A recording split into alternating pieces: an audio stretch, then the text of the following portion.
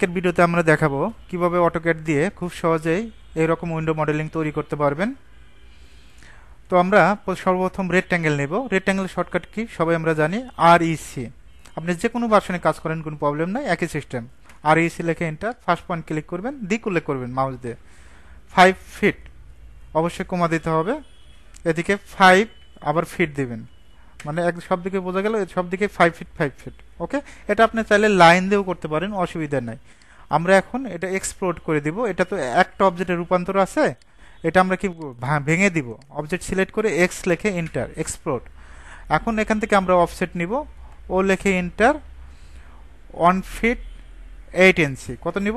1 fit 8 ইঞ্চি এখান থেকে। ওকে, তারপর ARC। আশা করি বুঝতে পারছেন, এই পর্যন্ত বুঝতে পারছেন সবাই, ক্লিয়ার? এত কঠিন কিছু না। ARC লিখে এন্টার, ফার্স্ট পয়েন্ট ক্লিক করবেন, সেকেন্ড পয়েন্ট উপরের লাইনটির মিড পয়েন্ট ধরবে অটোমেটিকভাবে, দেখবেন যে মিড পয়েন্ট শো করবে। আবার এই পয়েন্টে ক্লিক করবেন। ক্লিক করার পর আমরা এই অবজেক্টটা কি করব? ট্রিম করে দেব। TR লিখে ডাবল এন্টার, ট্রিম। সুন্দরভাবে ট্রিম করে দিবেন। ওকে, এখন আমাদের অফসেটটা নিতে হবে, ও লিখে এন্টার, অন লিখে এন্টার। এদিকে অন, এদিকে অন। ওকে, আমরা আরেকটা কাজ করতে পারি, এটা জয়েন করে দিতে পারি। অবজেক্ট সিলেক্ট করে যে লেখে এন্টার, জয়েন হয়ে যাবে, একটা অবজেক্টের রূপান্তর হয়ে যাবে। এখন আমরা অফসেট 2 ইঞ্চি একসাথে হয়ে যাবে, দেখবেন অফসেটটা আমরা একসাথে নিতে পারবো। ওকে, এটা সুবিধা হবে। আবার লাইনে ক্লিক করবেন, first point click, second point click, অফসেটটা ও লেখে এন্টার, অন লেখে এন্টার। যেহেতু 2 ইঞ্চি, উপরের দিকে অন, নিচের দিকে অন, 2 ইঞ্চি। মাঝখানেরটা কি করব? সিলেক্ট করে ডিলেট, তারপর আমরা ট্রিম করে দিব। TR লেখে ডাবল এন্টার, এটা তো সবাই জানেন। অটোক্যাডে কাজের সময় এরকম 2D মডেলিং আমাদের করতে হয়, উইন্ডো মডেলিং করে নিতে হয়, ঠিক আছে? যে সময় ম্যাক্সের কাজ করবেন, সব উইন্ডো একেবারে কিন্তু এক টাইপের না, আলাদাভাবে আপনাকে অটোক্যাডে তৈরি করে নিতে হবে। ওকে, এখন আমাদের এটা ডিভাইডেড করতে হবে। Divided shortcut key? DIV লেখে এন্টার, তারপর অনেকে 4 দেয়, এখানে সিলেক্ট করে দিতে হবে, একটু ক্লিয়ার করে বুঝবেন। আমরা প্রথমে কি দিছি? DIV লেখে এন্টার, এই লাইনে ক্লিক, 4 লেখে এন্টার। অনেকের পয়েন্ট শো করবে না, এই পয়েন্টটা যা আছে শো করবে না। আমরা কি দিব? P type. P টাইপ দিলে অটোমেটিকভাবে এই পয়েন্টটা আসবে। এখান থেকে যে কোনো একটা পয়েন্ট নেবেন, যদি যাদের পয়েন্ট শো করবে না।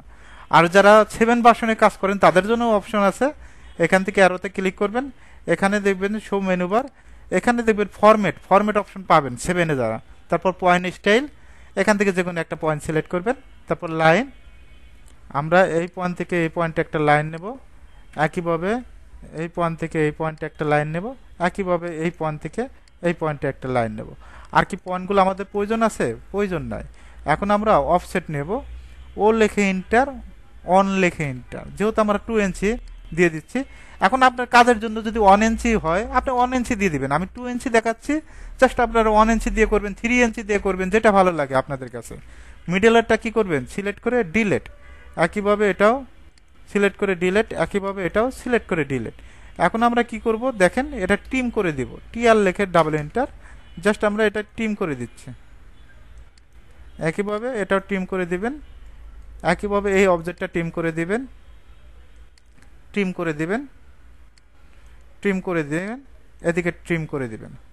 ওকে, এখন আমরা সার্কেল নেব। সার্কেলের শর্টকাট কি সবাই জানি, সি লেখে এন্টার। আপনি যে কোনো ভার্সনে কাজ করেন একই সিস্টেম। এই পয়েন্ট থেকে আমরা কত নিব? 4 ইঞ্চি, 4 দেব। ওকে, এখন আমরা এটা ট্রিম করে দেব। TR লেখে ডাবল এন্টার, সুন্দরভাবে ট্রিম করে দিবেন। এই অবজেক্টটা ট্রিম করে দিবেন, এই অবজেক্টটা। অনেকে এটা ট্রিম করতে চায়, এটা ট্রিম করার প্রয়োজন নেই, সিলেক্ট করে ডিলিট করে দিবেন। অফসেটটা 2 ইঞ্চি, কত ইঞ্চি? 2 ইঞ্চি নিয়ে নেবেন উপরের দিকে। এখন আমরা লাইন নিচ্ছি, এই পয়েন্ট থেকে এই পয়েন্টের লাইন নেব। অফসেটটা কত নিব? 2 ইঞ্চি। 2 ইঞ্চি না, এটা 1 ইঞ্চি হবে, সরি 1 ইঞ্চি। যেহেতু আমরা 2 ইঞ্চি করে দিচ্ছি, এদিকে অন, এদিকে অন। তারপর আমরা কি করে দেব? সিলেক্ট, আর এটা বর্ধিত করে দিব। EX লেখে ডাবল এন্টার, এক্সটেন্ড করব। ওকে, তারপর আমরা কি করব? ট্রিম করে দিব।